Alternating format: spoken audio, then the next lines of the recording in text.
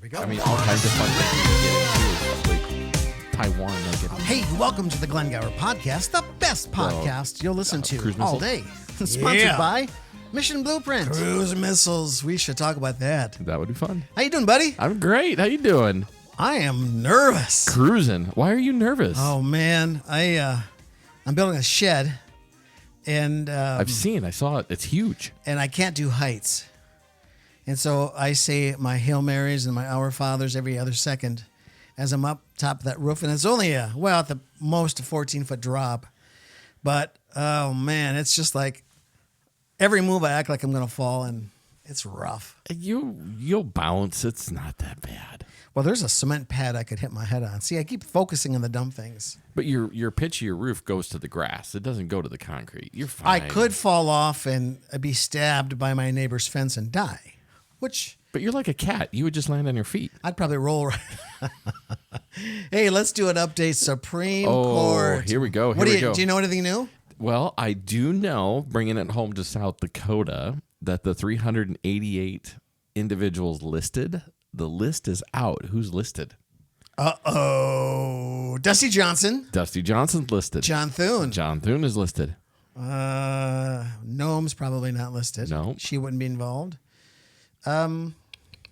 Mike Rounds. Oh, Rounds is listed too? Yep. That so surprises if me. this goes through and this gets a ruling, all of South Dakota's current representation would be out of office. Well, I got to tell you, the latest update as far as the date is concerned, January 6th, 2023. Is that irony? The Supreme Court is going to take the case. Is that ironic? Again, that's what's on the docket as far as dates is concerned. Yep, that's from the Supreme Court website. That's the official docket date for this case to be heard. Right. Anyway, that is catching this story, ladies and gentlemen, is just taken off. People are talking about it now all over the country. And, the Brunson brothers, they're going through the meat grinder right now. Oh, they always do stuff like this and yada, yada, yada. I don't know anything about the Brunson brothers at all. So anyway, pay attention to this case, because as we move into the next quick thing before we get into our things people don't know about our politics, Elon Musk now, he's playing a part. He's trying to be, from what I can tell, neutral. We have the Twitter files. Tell the viewers what he's doing. So, very interesting. They're going after him personally, and things that he said he wanted to commit suicide, and he's having to manage reputation and just his own personal stuff. But on top of that, he is reactivating accounts that had previously been deactivated. One of the prominent ones, of course, is the former President Donald Trump.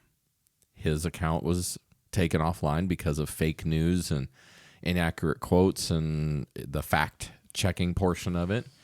And he's reinstating these. But in that same movement of opening up some of these accounts, Elon Musk has also tweeted saying, Donald Trump, you should gracefully step away from politics, which I find really interesting that he's even getting involved in having an opinion one way or the other. But it's what's happening out there in Twitter. Why would he say that? So, I mean, this is a double-edged sword, right? Maybe he's really a leftist, and he's trying to use his social media platform to push his followers to help push Donald Trump out of the political arena. Maybe it's just a CYA event. He's just covering his butt and going, you know what? I don't want to seem partisan.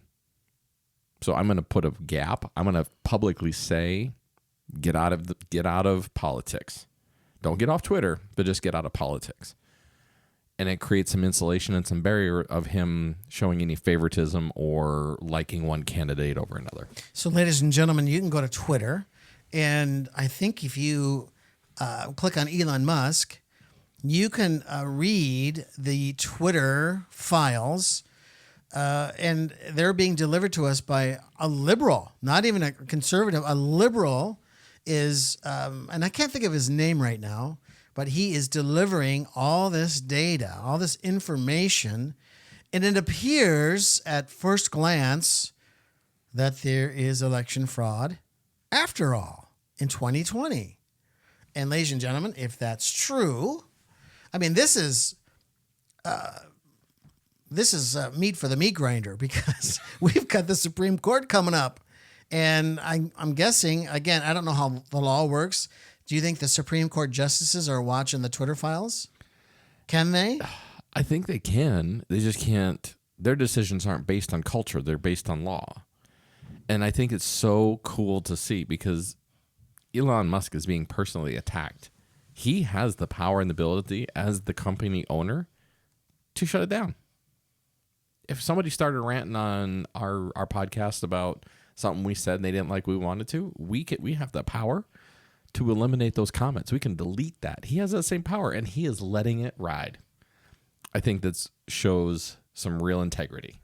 Well, this basic idea, this premise is gaining steam. Mm-hmm. And it's very, very interesting, because Trump has been saying all along, which I don't know, but there's election fraud. Now, I watched some of the stuff, and we've talked about this. I'm not going to go over it much, but I've watched some of the stuff, some of the, I use the word shenanigans, and it appears in several states there have been shenanigans. Trump has not conceded, which is really, really important here. Mm-hmm. If he concedes, then it's over. Doesn't really matter. Right. He has not conceded, and he is still holding strong that there's fraud in 2020. Right. He's still go to Truth Social. I don't care if you love or hate Trump. If this was Biden, and I think Trump's right, if this was Biden, the news media, there would be a storm.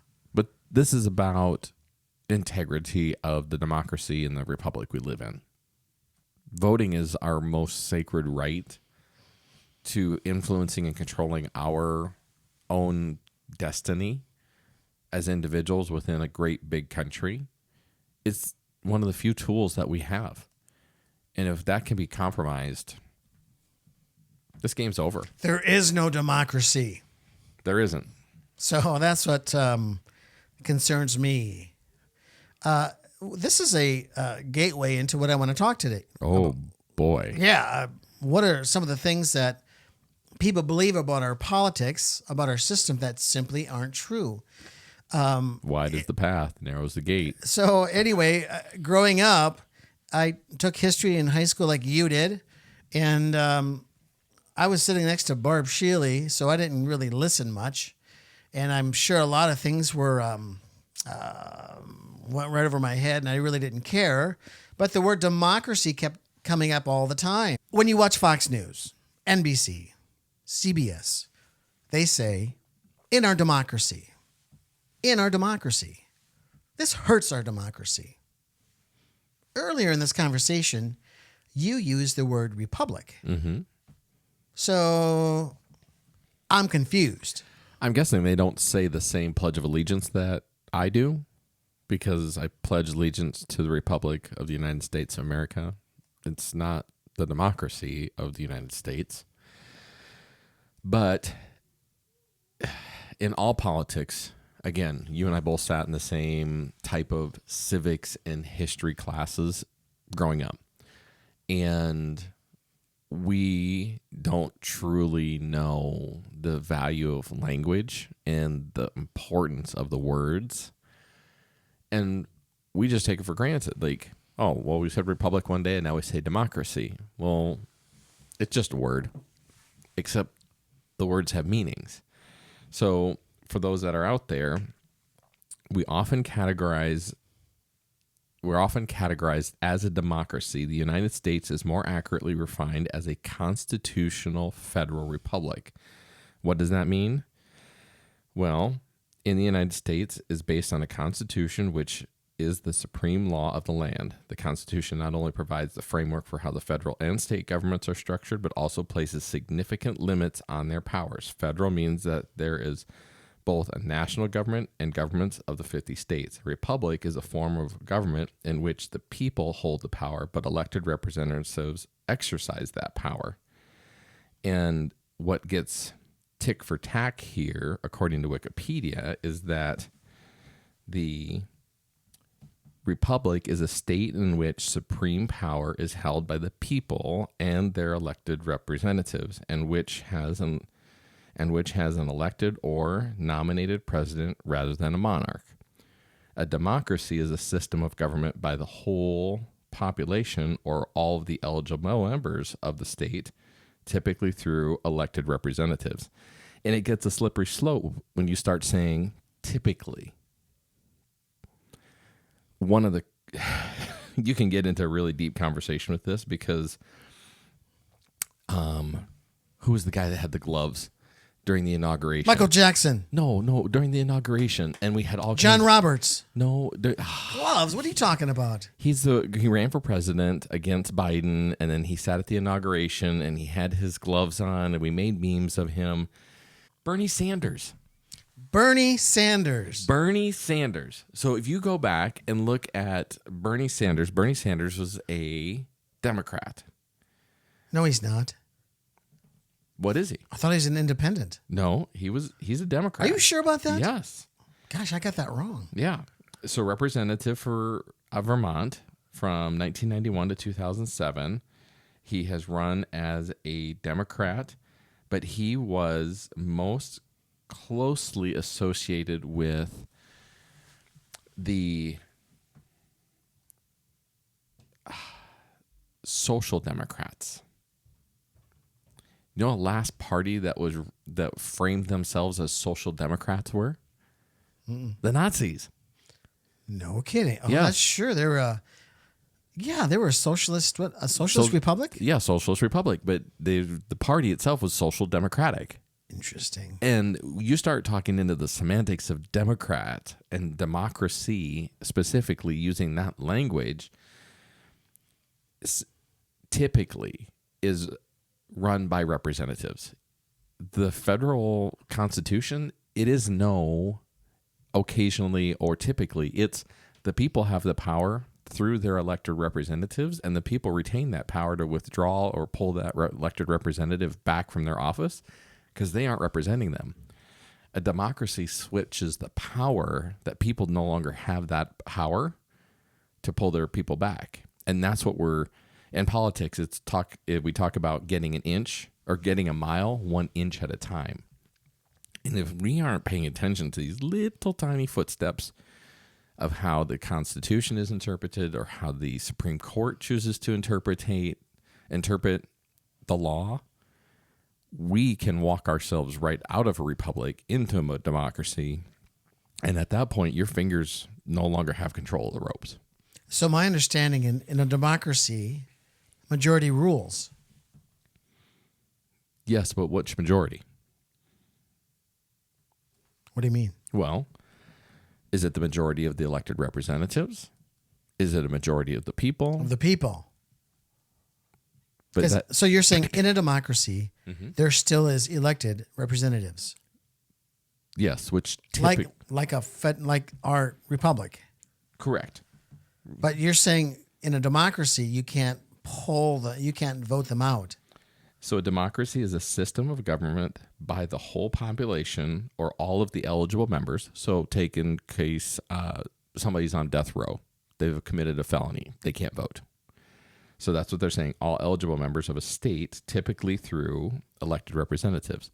The typically is what gets the hang up, because the republic is a state in which supreme power is held by the people and their elected representatives. The people retain all the power. But a democracy, it's a system of government by the whole population and the eligible members of a state through their elected representatives. That's different. That's very different. That's why you say, well, the majority rules. Well, in a democracy, you could have an elected body of representatives that go a different direction than the individual people desire. And the people have to take it.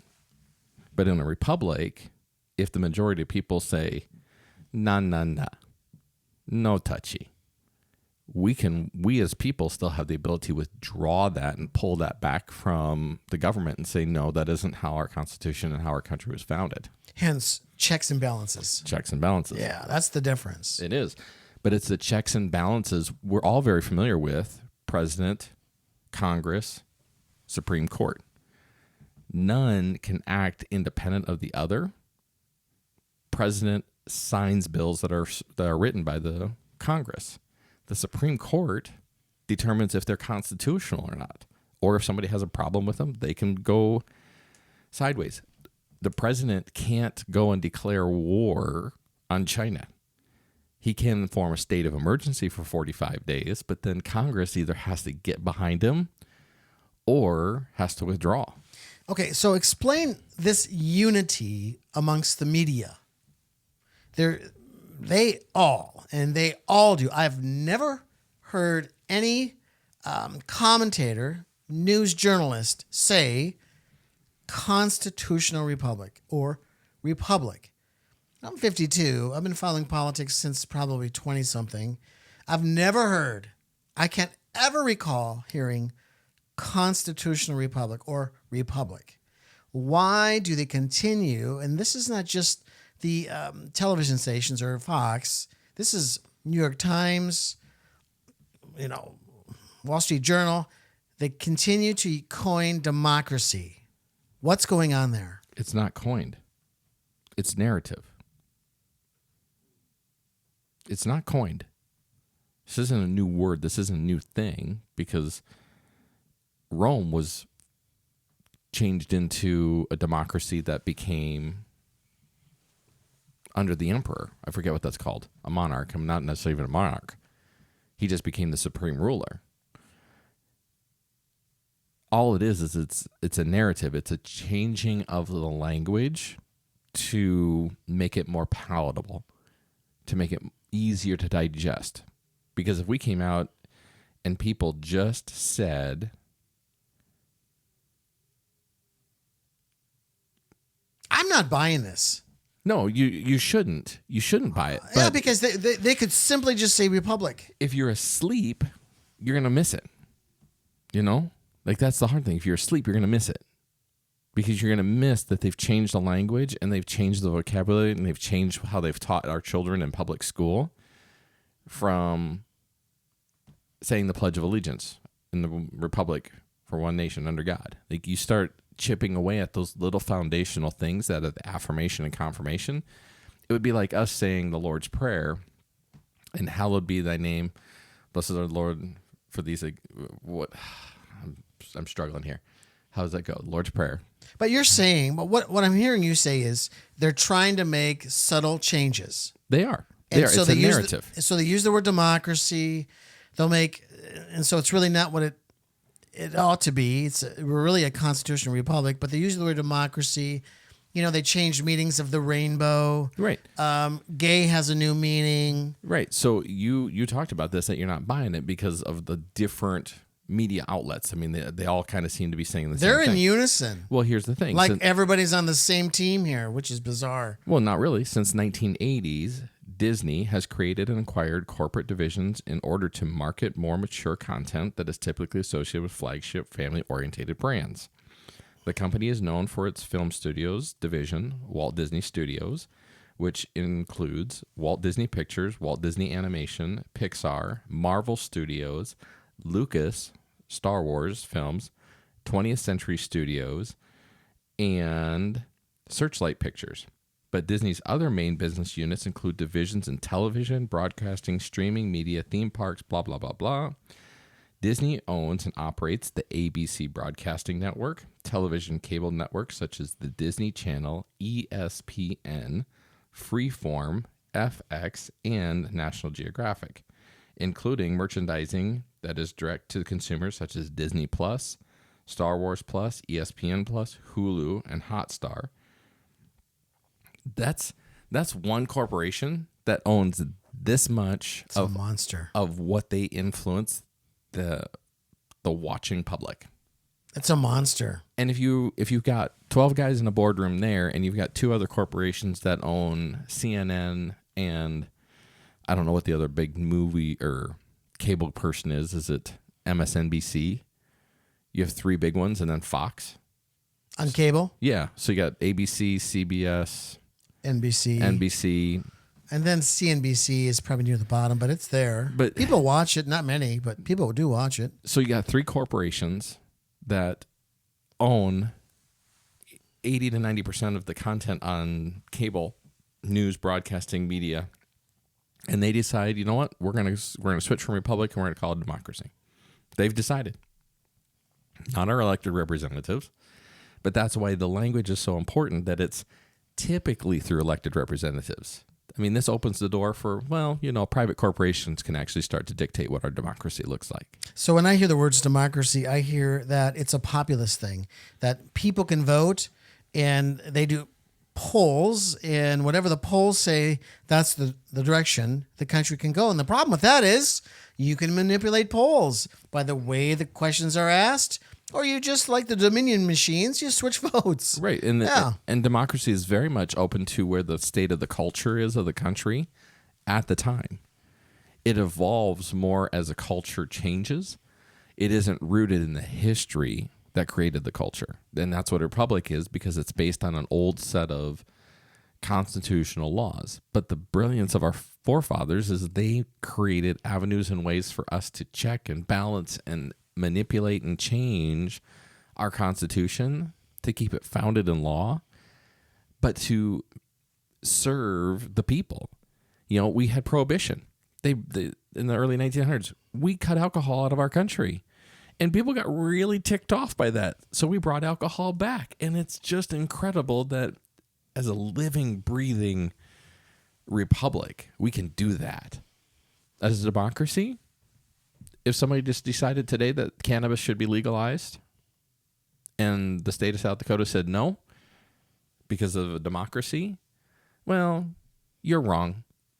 Our elected representatives say it's okay, and they're going to vote for it to be okay, and you just got to suck it. All right, so ladies and gentlemen, we do not live in a democracy. Constitutional republic. It's a republic. Yep. You know that because of what you pointed out, the Pledge of Allegiance to the Republic. Weird world. The second one, or the next one. Sorry, that was a long diatribe. Okay. Separation of church and state. Is this true? So is there separation of church and state in the United States? If you ask all of our listeners and we polled them, let's take a poll. Let's take a poll. They're going to say yes. But where is that based in? Who told them that there's a separation of church and state? Their history teacher. And where did they get that from? Their teacher at college. At the university level. What's going on there? And who told them? Well, my understanding is it's an opinion. It is an opinion. And that's all it is. And they ran with it. Like Elvis is alive. That's right. Somebody said Elvis is alive, and they ran with it. There's Aliens books. are here. You know what? I actually had breakfast this morning, and I think I might have saw Elvis. Holy cow, he's looking old. But he was humming, and I thought, that sounds like Elvis. Yeah, he's in the house, baby. A separation of church and state. There's no such thing. No. Where does it say in the Constitution? It doesn't. What does the Constitution say? That's a good question on this aspect. What does it say? I believe it has everything to do with you cannot.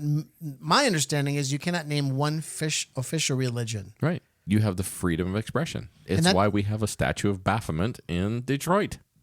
Right. Do we agree with it? Good luck, Detroit. You're right. But do we agree with it? No. I don't, but we don't have to do anything to honor it. If that's what somebody there believes and that's how they want to practice, then that's their life. So it just means the Catholics are free to worship. The Baptists are free to worship. The Mormons are free to worship. The Satanists are free to worship, I guess. Right. But do you know where this all started from? I don't. Because, so this is a really fun conversation I had with my nieces and nephews here a couple weeks ago. The original 13 colonies. Well, why were they called colonies? Why was there only 13? I don't know. It's a weird number. It is a weird number. It's a power number. Wow. I could say something about that. Keep going. But why were they called colonies? My nephew asked me, like, why did they call them colonies? Because we're called states today. Right. So I were Colony, colonies. colonial, colon. Something about the colon. Come right out of our... What's the etymology here? Why? Because when the British were expanding their empire, they would colonize parts of the world. They had the whole country of India they colonized. They have parts of Africa they colonized. And what does colonizing mean? It just means to take over. the Pilgrims and everybody that came over here and started the original roots for our original 13 colonies were all from England. And what did England have as a religious foundation? The Anglicans, the Episcopalians for the Americans, but And who started that? who did start that? Wasn't it King Henry the Sixth or something? Henry VIII. Henry VIII. And why did Henry VIII start it? Do you know that story? I don't. It's a tangent. Do you want to hear it quick? Sure. Let's Are you, go down are the you able rabbit to get hole. me back on track, Oh, though? yeah, I will. So, King Henry VIII wanted to marry Anne Boleyn. Anne Boleyn, I believe her husband, I haven't thought about this for a while. But anyway, he sought Rome for special permission to marry Anne Boleyn. Wasn't he married at the time? Well, he wanted a divorce because Okay. is it Catherine of Aragon? I get it mixed up. Forget about the names. You can correct me in the notes. But he sought special permission to get married to, I think, his dead brother's wife. His brother died. He wanted to marry her. The church granted King Henry special permission, and there's protocols and weird things that the church was trying to be careful of. They granted special permission for him to get married in the first place.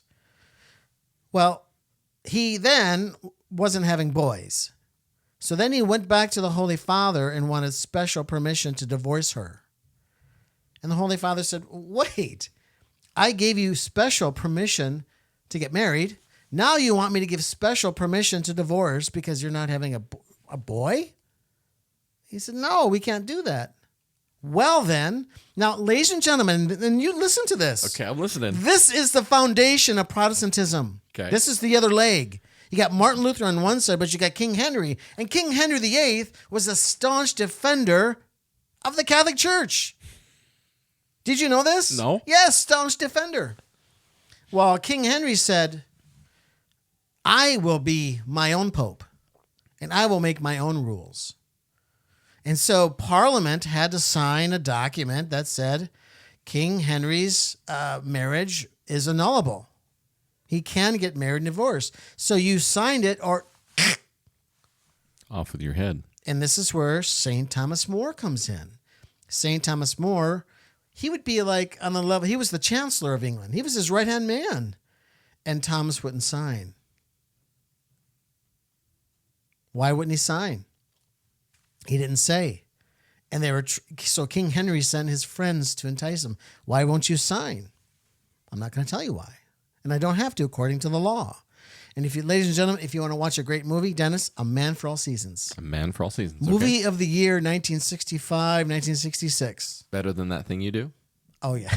Okay. Hard to admit that, but yeah. Yes. So he became Pope of England. Hence, he began the Anglican movement. Okay. So that picks up right into where my point was with the colonization. All of the people here that were in the original 13 colonies decided that they didn't like being taxed without having representation in England. And since they were here, what religion were they primarily required to practice? Anglo-Christianity. Yeah, Christianity. Yep, because that's what's there.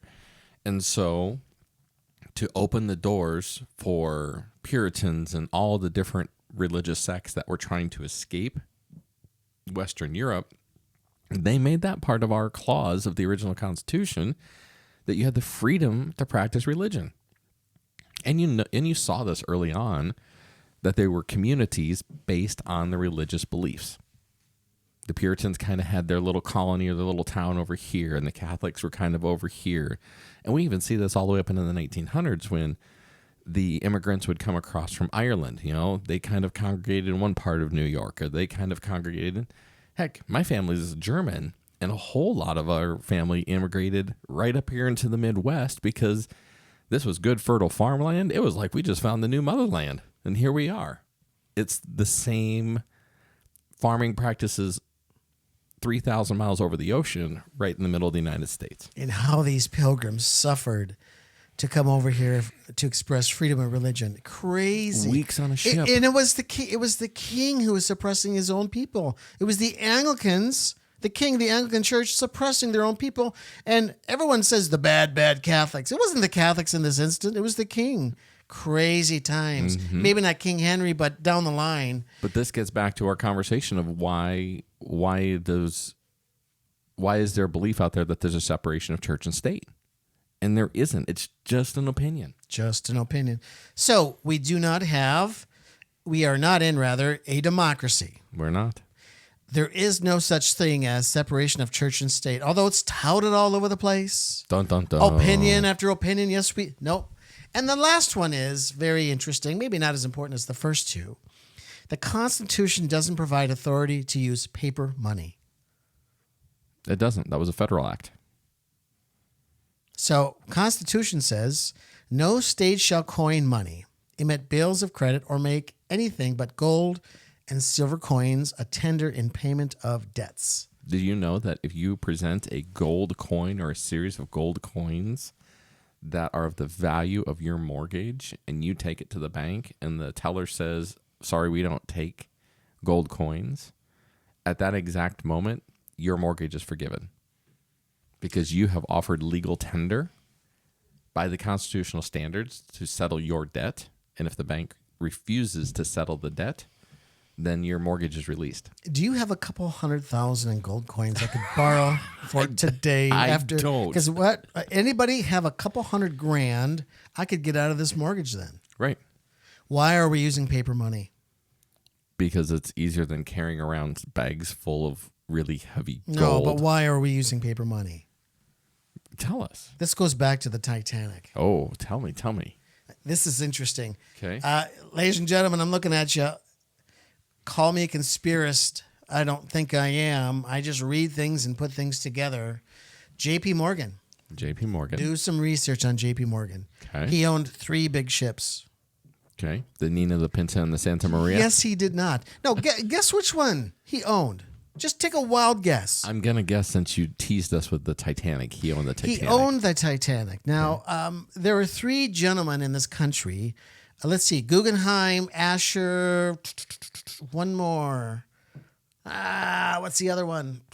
I can't think of his name. Okay. There are 3 men, very rich men in this country, that were against the Federal Reserve. So J.P. Morgan said, hey, why don't we have a meeting on the maiden voyage of the Titanic? And we can discuss that and the money problems in America. They get on the ship. J.P. Morgan gets all his stuff on the ship. But when the ship takes off, he's not on it. Now, you could say this is a stroke of luck. This is a coincidence. And maybe it is. Maybe it is a coincidence. I don't know. He's not on that ship. Well, the ship sinks. And the 3 men who are against the Federal Reserve, I believe in 1912 or 1913, are on that ship and die. How is it that all these lifeboats, they didn't have enough lifeboats, but people got on these lifeboats and the 3 richest men weren't given a seat on the lifeboat? Well, women and children first, of course. Yeah. Well, we saw the movie Titanic. We did. Jack was awesome. So anyway, 6 months or so later, the Congress signed the Federal Reserve Act. I think that's what it's called. You can look it up. There's a name for it. Okay. And then within a year, the Federal Reserve was set up in this country. Owned by the U.S. government? No. The Federal Reserve is not owned by the U.S. government. No. Well, the first person that said this was Ron Paul, that I heard years ago when he was running for office. I think maybe 2012. And I thought he was a kook because he wanted Austrian economics in this country.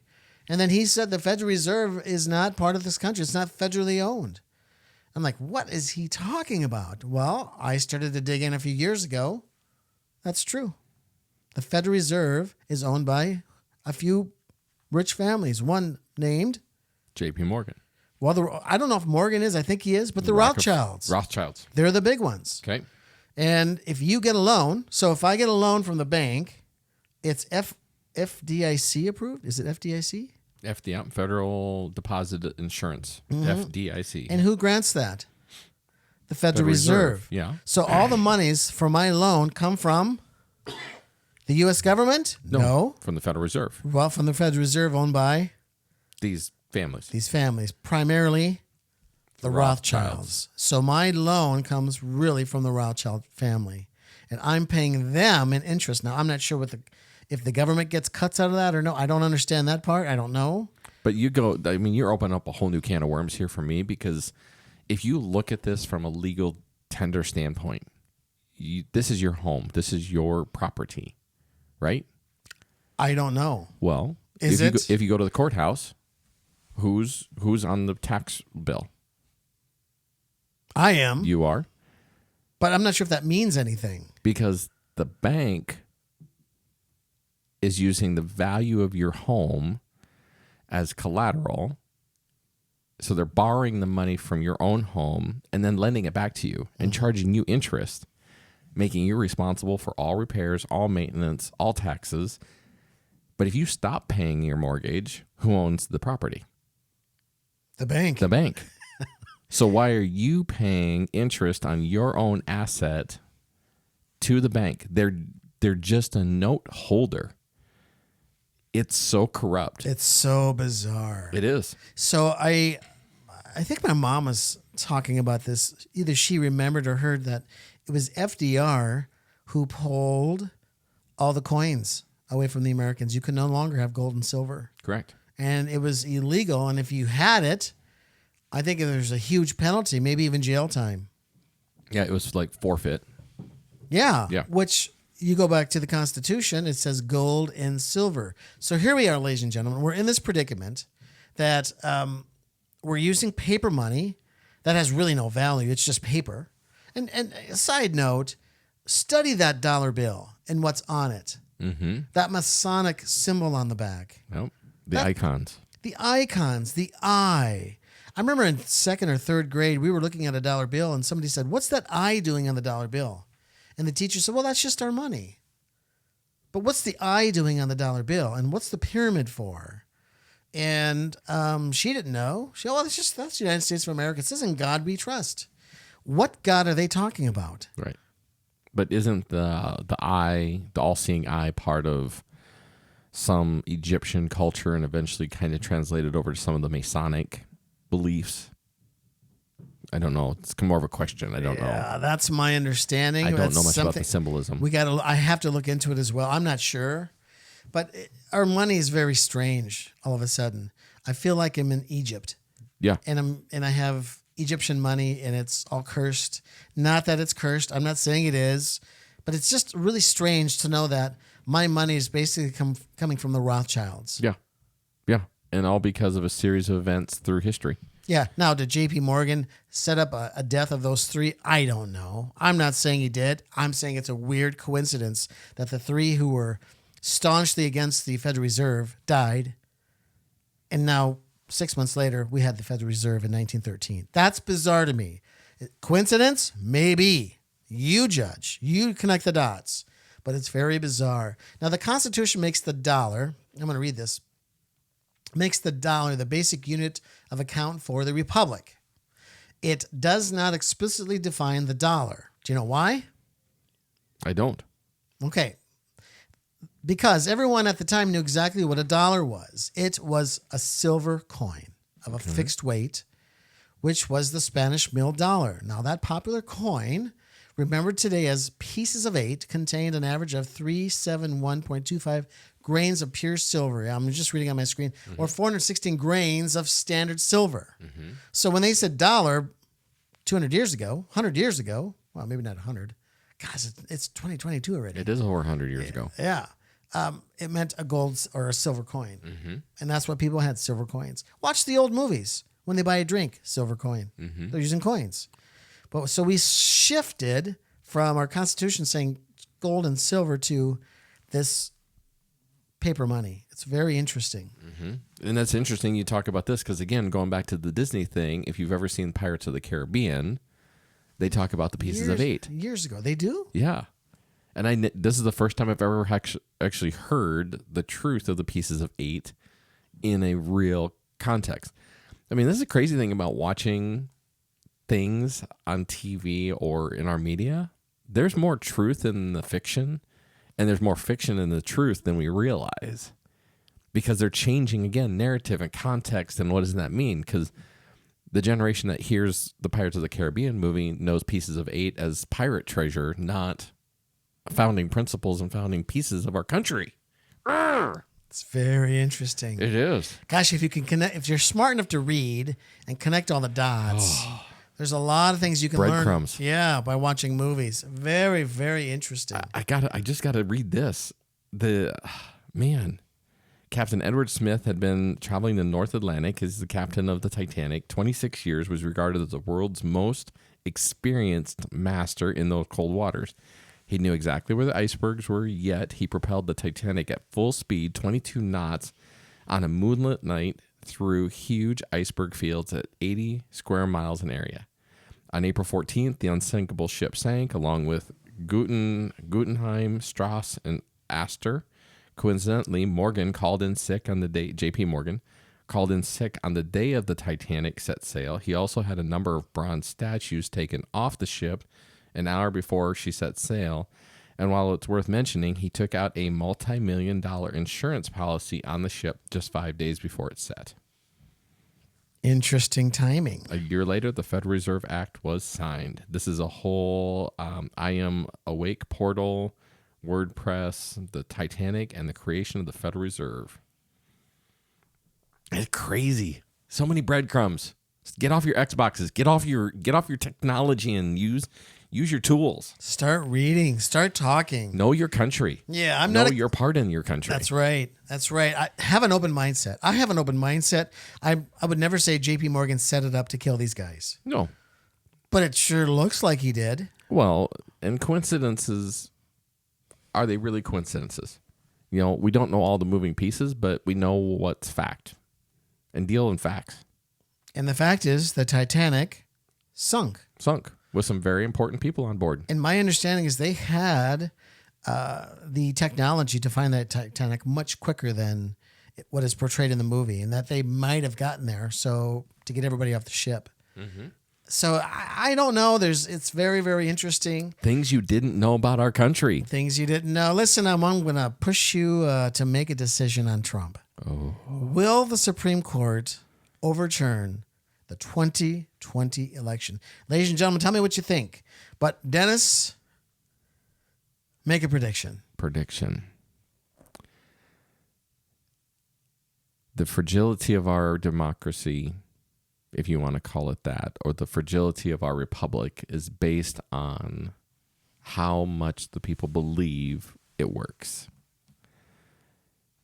Turning the election over would be a catastrophic blow to our system of representation without taxation, or taxation without representation, how it should be said.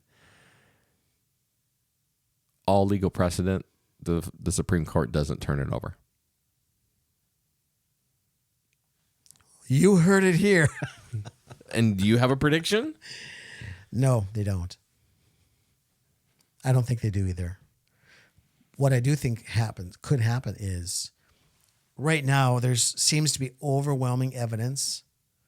And again, ladies and gentlemen, if you just look into the Dominion machines, if you watch the movie 2000 Mules, there's evidence there. If you pay attention to Twitter, the Twitter files that Elon is releasing, if you start adding or connecting all the dots, and I think this gives the country time to look at Twitter, right? It gives us time to look at maybe if you want to watch 2000 Mules, or pay attention to what's going on in Arizona. I mean, in Republican counties, there's a percentage of those machines not working. Just put your ballot in a box. It's crazy. But the thing of it is... But let me finish my thought. Go. So if you start putting all the pieces together, it appears that election was stolen. And then if the Supreme Court doesn't overturn it, which maybe they should, I think there's going to be an uprising. I do. At some point, the ultra-conservatives on the right, and I've said this my whole life, at some point, they're going to start shooting people. I mean, it's the reality. They're going to be tired of not being heard. And I mean metaphorically speaking. shooting somebody. Right. Maybe they actually do use bullets, but that's not what I mean. They're going to do something. And I They think won't take it anymore. No. It's like being bullied. You know what? You Look- can push the kid around for so long. Look what happened in Brazil. Yeah, they had cheating in Brazil, and the people stood up, and I believe the Supreme Court did get involved, and I'm not sure how that turned out. Do you know what happened? I don't. Well, I guess the guy who got voted in, Lula, I think is his name. Okay. I'm not sure about that name, but I think they're giving it to the other guy. I'm not sure if the military stepped in. I got to take a closer look at Brazil, but it's very interesting parallel what's happened in Brazil and what's happening in this country. Yeah. And on that note, a future podcast, we should talk about what's happening with the railways here, the railroads. Oh, I don't know anything about this. They're about ready to strike. No kidding. Mm-hmm. Pay attention to that. Well, Dennis, thank you so much. Our pleasure. It's always been fun, ladies and gentlemen. Any takeaways for the day? Takeaway for today. Takeaway for today. There's a lot. I'm honest. There's a lot I don't know, Yeah. but I realize I know a lot more than most people know. And I've forgotten a lot. Yeah. I think my takeaway is this. Put the damn phones down, ladies and gentlemen. Shut the TV off. Start having conversations about our country, about our God. I mean, it's right here. There's a reason why we put this here. I love talking about the God stuff. You love talking about the nation stuff. And I mean, we flip-flop a little bit because we could go either way. Oh, yeah. And there's so much going on. God is still in control, but there's another God being worshipped, and he has been since Cain. Mm-hmm. And there's something going on there in our country with this. There's an underbelly, something. You start to smell something weird, and lots of people are talking as if something's wrong, especially after what happened in 2020. Something is rank in the state of Denmark. Yeah. So anyway, I would just say, shut the damn phones off and start reading, start talking to people, start asking questions, have an open mindset. I don't know if JP Morgan killed those three guys, but it sure looks like he might have. I don't know. I mean, boots on the ground, but when you start connecting the dots, you'll start thinking differently. Mm-hmm. Amen. Amen. I've learned a lot. I keep learning from you. I appreciate it. Your takeaway? Takeaway is kind of the flip side of yours is these are tools. And you can use them to put yourself to sleep, or you can use them to wake yourself up.